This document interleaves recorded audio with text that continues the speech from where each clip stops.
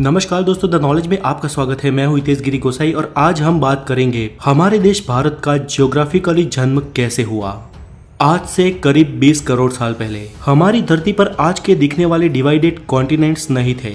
उस वक्त सिर्फ एक सुपर कॉन्टिनेंट या महाखंड हुआ करता था जिसे नाम दिया गया पैंजिया, और इसके चारों ओर सिर्फ एक महासागर था जिसका नाम था पैथालासा।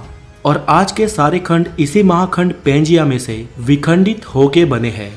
ये थियरी देने वाले वैज्ञानिक आल्फ्रेड वेगनर थे और उनका ये भी मानना था कि उसी वक्त उस महाखंड पे रेंगने वाले जीवों का विकास हुआ। दोस्तों, पृथ्वी के गर्भ में लगातार प्लेट्स खिसकती रहती है जिसके चलते धरती पर निरंतर बदलाव होते रहते हैं, लेकिन ये बदलाव लाखों या करोड़ों सालों बाद दिखाई देते हैं। और इन्हीं बदलावों के चलते आज के ये दिखने वाले कॉन्टिनेंट्स का जन्म हुआ और उनके साथ ही हमारे देश भारत का भी। आल्फ्रेड की थियरी के अनुसार प्लेट के सरकने से सबसे पहले पैंजिया सुपर कॉन्टिनेंट के दो भाग हुए, जिसके उत्तरी हिस्से को लारेंसिया और दक्षिणी हिस्से को गोंडवाना लैंड कहा जाता है। और इन दोनों के डिवाइड होने के बाद जो बीच में महासागर का पानी भरा और एक खाड़ी का निर्माण हुआ, उसे वैज्ञानिकों ने टेथिस सागर नाम दिया। पैंजिया में से अलग हुए उत्तरी महाद्वीप लारेंसिया में से आज के एशिया, यूरोप और उत्तर अमेरिका जैसे कॉन्टिनेंट्स बने, जबकि गोंडवाना लैंड में से दक्षिण अमेरिका, अफ्रीका, ऑस्ट्रेलिया और एंटार्क्टिका जैसे कॉन्टिनेंट्स बने। हमारा देश भारत भले ही आज भौगोलिक रूप से एशिया का भाग हो, लेकिन भारत का भूमि भाग उस वक्त वास्तव में गोंडवाना लैंड महाद्वीप का हिस्सा था और आज का अफ्रीका और भारत एक ही प्लेट पे टिके थे।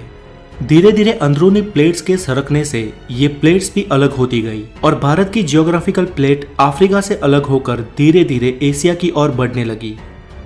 वो आज के लद्दाख हिस्से की ओर लगातार बढ़ती रही और एक समय इस प्लेट का एशिया के लद्दाख वाले हिस्से पे टकराव हुआ। दोस्तों, भूगर्भ में जब दो प्लेट्स का टकराव होता है तो भारी प्लेट नीचे की ओर सरक जाती है और हल्की प्लेट ऊपर उठ जाती है। उस वक्त भी ऐसा ही हुआ और आज के हिमालय का निर्माण हुआ। ऐसा कोई कम समय में नहीं हुआ, ऐसा होने में करोड़ों साल लग गए और आज की इस भौगोलिक भूमि का निर्माण हुआ। दोस्तों, आज भारत सिर्फ एक ही टेक्टोनिक प्लेट पे टिका है और लगातार ये भारत की भारी प्लेट हिमालय की ओर दब रही है और हिमालय दिन ब दिन ऊपर उठ रहा है। इसके साथ ही हिमालय के सारे पर्वतों की और माउंट एवरेस्ट की हाइट भी साल दर साल बढ़ रही है। दोस्तों, इस थियरी को सिद्ध करने के लिए एल्फ्रेड ने यह भी कहा कि आज के दिखने वाले सारे कॉन्टिनेंट एक दूसरे में फिट होते हैं और आज अगर किसी तरह इन सबको एक किया जाए तो फिर से पैंजिया सुपर कॉन्टिनेंट का निर्माण हो सकता है। चले, ये तो एक संयोग भी हो सकता है, लेकिन आल्फ्रेड ने अलग अलग विस्तार में जाके उस महाखंडों की जीव सृष्टि का और प्राचीन खड़कों के अवशेषों का अवलोकन किया तो ये मालूम हुआ कि विविध अवशेष अलग अलग खंड में एक समान ही थे। इसके साथ ही आल्फ्रेड ने अपनी इस थियरी को सिद्ध करने के लिए कई सारे उदाहरण दिए। फ्रेंड्स, इस प्लेट्स के टकराव से भूकंप और ज्वालामुखी का खतरा रहता है। वैसे भारत में तो कोई खास सक्रिय ज्वालामुखी नहीं है, लेकिन हमारी इस एक प्लेट के सरकने से कभी कभी भूकंप के झटके महसूस होते हैं।